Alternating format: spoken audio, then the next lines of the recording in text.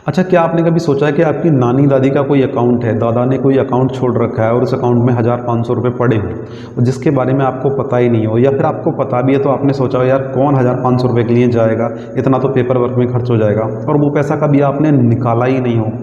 तो उस पैसे का बैंक क्या करती है और वो पैसा कहाँ जाता है, क्या वो पैसा आपको दोबारा मिल सकता है या नहीं मिल सकता है, आज की वीडियो में हम ये सब जानेंगे। सोचो, आपके खाते में तो 1,000 रुपये पड़े हैं जिससे आपको कोई फ़र्क नहीं पड़ेगा। एक रिपोर्ट के अनुसार 2024-25 में एसबीआई का जो खाता है जिसमें डेड अकाउंट होता है उसमें 16,000 से लेकर 19,000 करोड़ रुपए पड़ा हुआ है जिसका कोई क्लेम करने वाला ही नहीं है। तो क्या वो पैसा ग्राहकों को वापस मिल सकता है, आज की वीडियो में हम ये डिस्कस करेंगे। या फिर कोई खाता कभी डेड भी होता है या नहीं होता है। देखो, अगर ये टॉपिक आपको इंटरेस्टिंग लग रहा हो और आपको मज़ा आ रहा हो तो प्लीज़ चैनल को सब्सक्राइब कर दो और वीडियो को लाइक कर दो। तो सबसे पहले हम ये समझ लेते हैं कि डेड अकाउंट आखिर होता क्या है। डेड अकाउंट वो अकाउंट होता है जिसमें 2 साल या 3 साल से लेकर कोई ट्रांजैक्शन ना किया गया हो। मतलब मैन मेड कोई भी आदमी चल के बैंक में ना गया हो, उसने अपना वेरिफिकेशन नहीं कराया हो और उसके खाते में कोई जीवांत या फिर कह सकते हैं ना उसके द्वारा कोई लेन देन ना हुआ हो, उस खाते को हम डेड अकाउंट मान लेते हैं। लेकिन बैंक डेड अकाउंट को कभी भी डेड अकाउंट नहीं मानती। बैंक बोलती है कि जब तक आदमी मृत घोषित नहीं होता, जब तक उसका सर्टिफिकेट हमारे पास नहीं आता, तब तक कोई भी खाता डेड खाता नहीं होता है।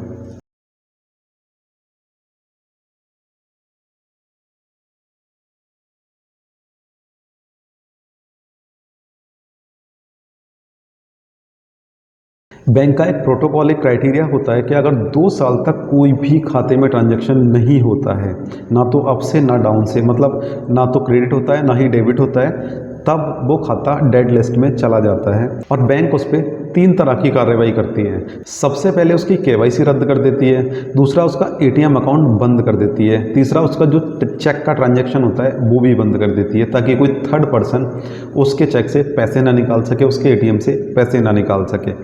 तो ये बैंक अपनी सेफ्टी प्रिकॉशन के लिए और ग्राहक की सेफ्टी प्रिकॉशन के लिए सारा कुछ करती है। अगर 2 साल बाद कोई ग्राहक बैंक में जाता है और अपनी केवाईसी प्रूव करता है तो बैंक खाता फिर से चालू हो जाता है। अब सवाल है कि अगर वो खाता कभी चालू नहीं होता और उस खाते में मान लो 8-10 हज़ार रुपये किसी के पड़े हुए हैं, तो वो पैसा कहाँ जाता है? क्या वो पैसा बैंक अपने पास रख लेती है? क्या वो पैसा सरकार खा जाती है या फिर वो पैसा जब्त कर लेती है? ऐसा तो नहीं है कि बैंक बहुत सारा पैसा इकट्ठा करके और रफू चक्कर हो जाती है और ग्राहकों को वो पैसा कभी मिलता ही नहीं। सबसे पहले आपको ये समझना जरूरी है कि कोई भी बैंक होती है वो पब्लिक के लिए काम करती है, यानी कि बैंक कभी भी आपका पैसा, चाहे वो डेड अकाउंट में पिछले 10 साल से पड़ा हो, उस पर ये क्लेम नहीं कर सकती वो पैसा मेरा है।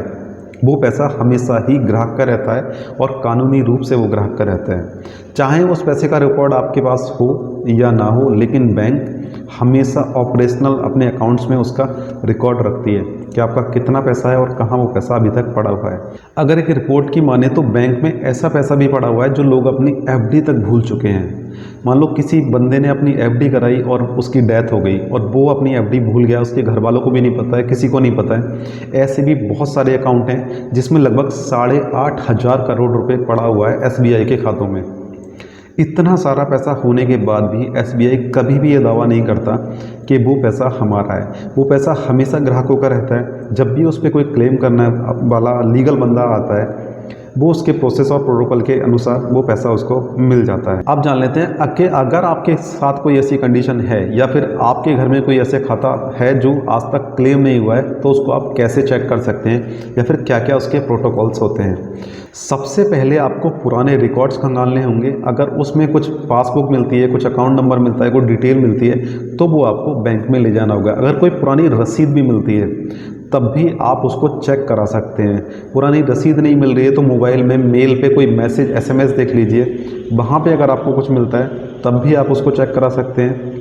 और परिवार के जो बड़े बुजुर्ग जानकारी दे रहे हैं या फिर उनके कोई थैले वैले में उसमें कुछ पर्ची वर्ची ऐसा कुछ पड़ा हुआ है, सबसे पहले आपको उसको खंगालना होगा।